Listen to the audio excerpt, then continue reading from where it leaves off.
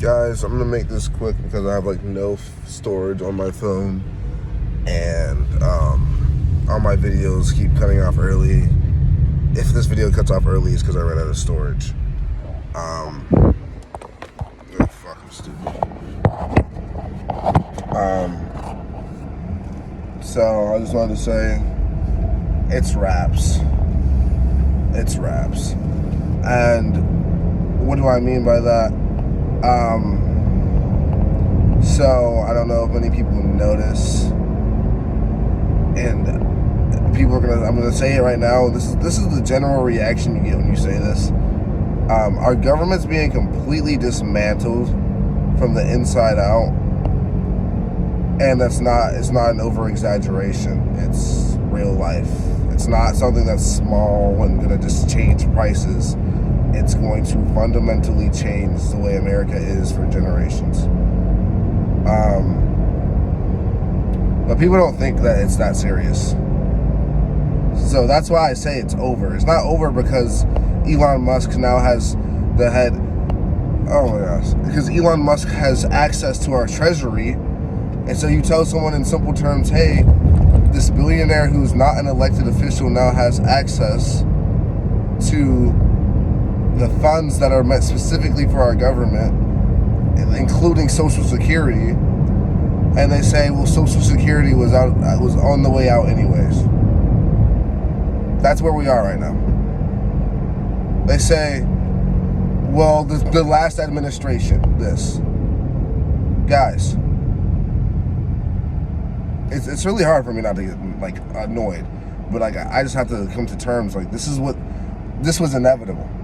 People have been not truly caring about how the world works for them since the dawn of time, and it's only grown with the surge of the internet. So now people are so wrapped up in not only their own lives, but they're also ignorant of how things around them works and what things actually mean, to the point that something like this can just happen, and most people will either not care or think it's going to be a minor consequence. But I'm gonna tell you right now, when you have an authoritarian president of the strongest nation in the world, it's not usually gonna just be minor and have small changes.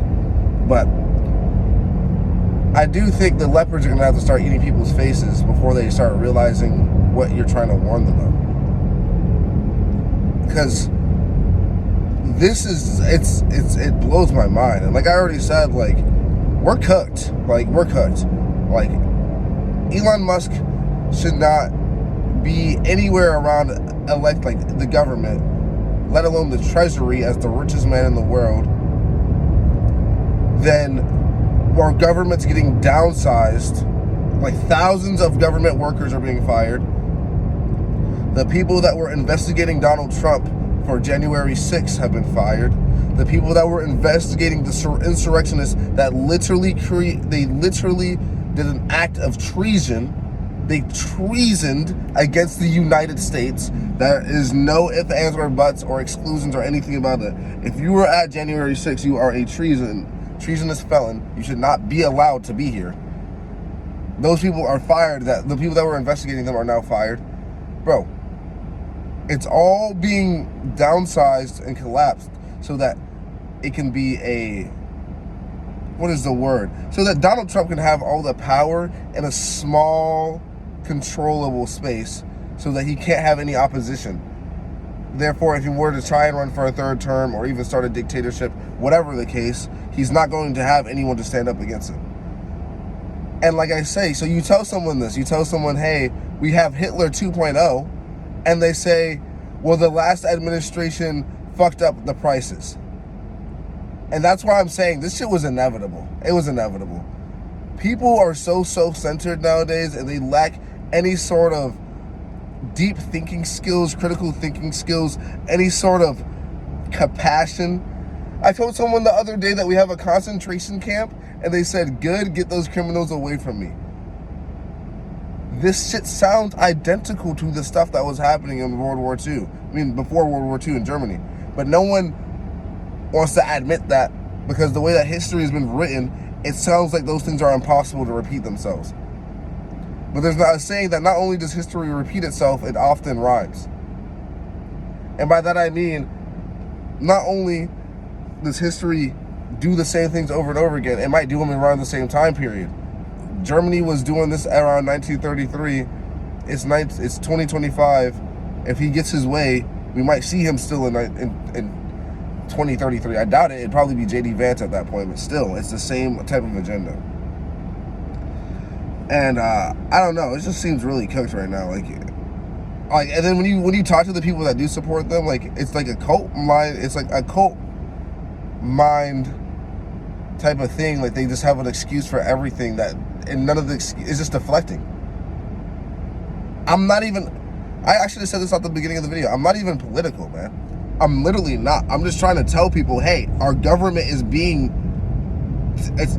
torn apart. We don't have a democracy anymore. We're losing our democracy as we speak. The whole thing that kept our life comfortable and that kept us from having to have one ruler of all time is going away. And people, they like I said, they just think it means prices are going to go up or things might get harder to get, which are obviously results that are going to happen, but it also means that these people are going to be able to do whatever the fuck they want. But I don't know. I don't think that they're gonna win and take over the country or whatever. I think for sure there's enough people out there that actually have brain cells and backbones and spines that don't want to lay over and just fucking rot and just eat dick all day.